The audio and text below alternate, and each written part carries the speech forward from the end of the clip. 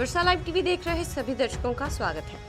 Hathras UP मामले में हर रोज एक नया मोड़ सामने आ रहा है और अंबेडकर परिवार के राज रत्न अंबेडकर ने हाथरस पीड़िता को इंसाफ दिलवाने के लिए कदम उठाया है और उन द्वारा कई खुलासे भी किए गए हैं और यूपी सरकार और मोदी को भी उन्होंने खूब सुनाया और साथ ही उन्होंने ये भी कहा कि उस बच्ची को न्याय दिलवाने के लिए वो डटे रहेंगे। जय भीम, नमो बुद्धाय। आज सुबह से ही हम लोग हाथरस के उस पीड़ित परिवार के यहाँ पर हम लोग विज़िट किए, उनसे मिले और काफ़ी सारी चर्चा चली। 1-1.5 घंटे तक हम उनके यहाँ पर बैठे और उनकी सारी जो कानूनी कार्रवाई है, उनकी जो कार्रवाई है, ये बुद्धिस्ट सोसाइटी ऑफ इंडिया यानी हम लोग लड़ेंगे। वैसे उनसे वकालतनामा ही साइन हो गया है और जैसे मैंने पहले वीडियो बनाया था लेकिन वो रेंज की वजह से अपलोड नहीं हो पाया। वहाँ के पत्रकारों का कहना है कि बलात्कार तो हुआ ही नहीं है और आप कैसे साबित कर पाओगे कि बलात्कार हुआ है। फॉरेंसिक रिपोर्ट आ गई है, मेडिकल रिपोर्ट आ गई है। तो मैं आपके माध्यम से सभी लोगों को बताना चाहता हूँ, योगी और मोदी को भी बताना चाहता हूँ कि ये जो काल्पनिक देवी देवता है 33 करोड़ की संख्या बताते हो, ये खुद भी नीचे आ गए ना तो भी बलात्कार नहीं हुआ है ऐसा साबित नहीं कर सकते थे। और इसलिए क्योंकि हमारे पास सबसे बड़ा प्रूफ है और वो है पीड़िता का डाइंग डिक्लेरेशन। पूरे वर्ल्ड में कहीं पर भी जाओ, कोई भी कोर्ट ये आपके फॉरेंसिक रिपोर्ट्स और ये इसको कचरे के डब्बे में डालेंगे, लेकिन पीड़िता का जो डाइंग डिक्लेरेशन है यही वैलिड होगा। और उसने मरते समय कहा है कि उसके साथ सामूहिक बलात्कार हुआ है। इसलिए कोई भी पूरा प्रशासन भी, नरेंद्र मोदी भी आकर कटघरे में ये कहेगा कि बलात्कार नहीं हुआ है, तब भी वो माना नहीं जाएगा। दूसरी एक बात मैं आपको बता देना चाहता हूँ जो वहाँ पर भी मैंने कही, पत्रकारों को कही, कि 1 महीने के अंदर डीएम से लेकर पुलिस ऑफिसर्स से लेकर जिन्होंने ये एफआईआर लिखी है और जिन्होंने फॉरेंसिक रिपोर्ट बनाई है, जिन्होंने मेडिकल रिपोर्ट बनाई है, इनको 1 महीने के अंदर हम जेल में डाल रहे हैं, जेल में डालेंगे।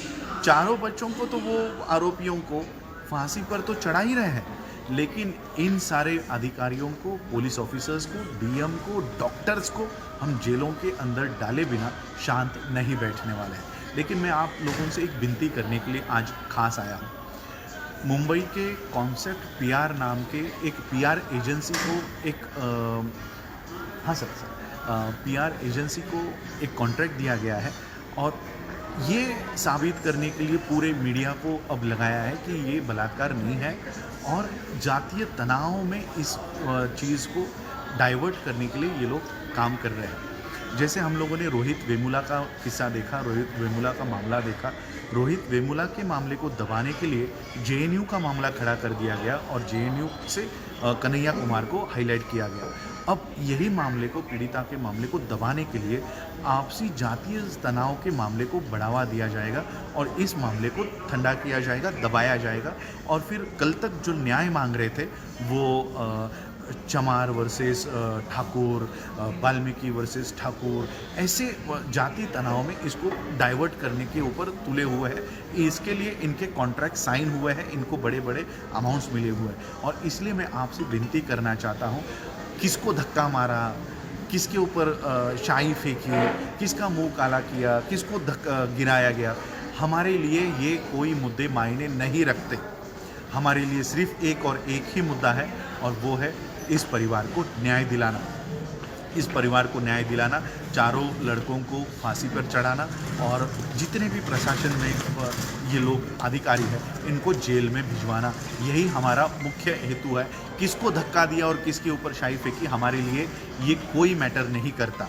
और इसलिए क्योंकि 2 दिन से हमारे लोग, अरे नहीं ये ऐसा नहीं करना चाहिए था, धक्का नहीं देना चाहिए था। मैं आपको पूछता हूँ, 144 अगर लागू है तो क्या राहुल गांधी अकेला नहीं चल सकता? क्या प्रियंका गांधी अकेली नहीं आ सकती? Z+ सिक्योरिटी लाने की क्या ज़रूरत थी? क्या आप अकेले घूमने में आपको डर लगता है? जब हम अकेले मुंबई से यहाँ पर आ सकते हैं तो आप दिल्ली से नहीं चल सकते? दिल्ली से नहीं आ सकते? इतना भीड़ लाने की ज़रूरत क्या है? और इसलिए मैं आप लोगों से यही विनती करने के लिए आया हूँ कि ये लोग राजनीति के लिए अपने अपने वोट बैंक्स बढ़ाने के लिए, अपने अपने सीटें बढ़ाने के लिए हमारे बच्चे का इस्तेमाल करेंगे, उसकी मौत का इस्तेमाल करेंगे, हमारे परिवारों का इस्तेमाल करेंगे। ऐसा हमारे परिवारों का इस्तेमाल होने मत दीजिए। उनको न्याय चाहिए। उनको आप मैंने जब कहा, उन्होंने कहा हमें मोदी योगी के पैसे नहीं चाहिए, हमको नौकरी नहीं चाहिए, हमको सिर्फ न्याय चाहिए। और ये न्याय मिलाने के लिए हमको एक होकर लड़ना होगा। डाइवर्शन कई सारे आएंगे, कई सारे लोग डाइवर्ट करने के ऊपर आएंगे। हमें मारा गया, हमें धक्का दिया गया, हम पे शाई फेंकी गई, कई सारे डाइवर्शन आएंगे। हमको डाइवर्ट नहीं होना है और सिर्फ हमारे परिवार को सुरक्षित रखना है। और मैं आप लोगों को ये ज़बान देता हूँ, हफ्ते भर में ये परिवार यूपी से बाहर होगा और हफ्ते भर में ये FIR, ये सारी केस यूपी से बाहर चलाई जाएगी। यूपी, उत्तर प्रदेश से ये पूरा मामला बाहर होगा। ये मैं आप लोगों को ज़बान देता हूँ, हफ्ते भर में ये सारा चीज़ होगा। और आज हम लोग परिवार से मिले।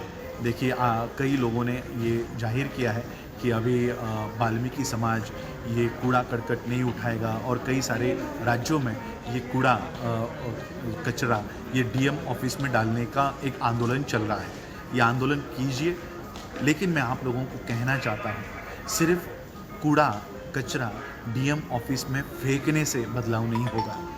जिस व्यवस्था ने, जिस धर्म ने इस समाज के ऊपर कूड़ा कचरा उठाने की नौबत लाई है, ऐसे धर्म को फेंकना होगा, ऐसे धर्म का त्याग करना होगा। और इसलिए बाबा साहब अम्बेडकर जी के इस जो कंक्लूजन बाबा साहब ने दिया है, वो कंक्लूजन आज मैं इस परिवार के हाथों देकर आया हूँ।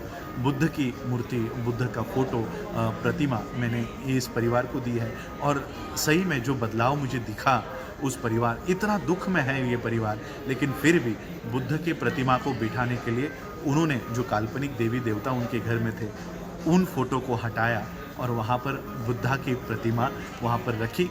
अब मैं उस परिवार को जल्दी ही 14 अक्टूबर को अब देखने मिलेगा कि ये परिवार बुद्ध की ओर जाएगा। और इस तरह से एक परिवर्तन मैं आप सभी लोगों से कहना चाहता हूँ। सिर्फ वाल्मीकि परिवार नहीं, सभी जाति जो हिंदू धर्म में तुच्छ गिनी गई है, ऐसे धर्म को लात मारो और बाबा साहब ने जो निष्कर्ष दिया है उसकी ओर मुड़ो। जब तक इस निष्कर्ष की ओर नहीं मुड़ोगे, तब तक आप लोगों के साथ इसी तरह से कोई ना कोई गांव में व्यवहार होते रहेगा। वाल्मीकि समुदाय जो बाबा साहब के साथ 1932 में डट कर खड़ा था, खून से बाबा साहब के लिए उन्होंने टेलीग्राम भेजे, आज वही बाबा साहब का परिवार इस वाल्मीकि परिवार के साथ खड़ा है।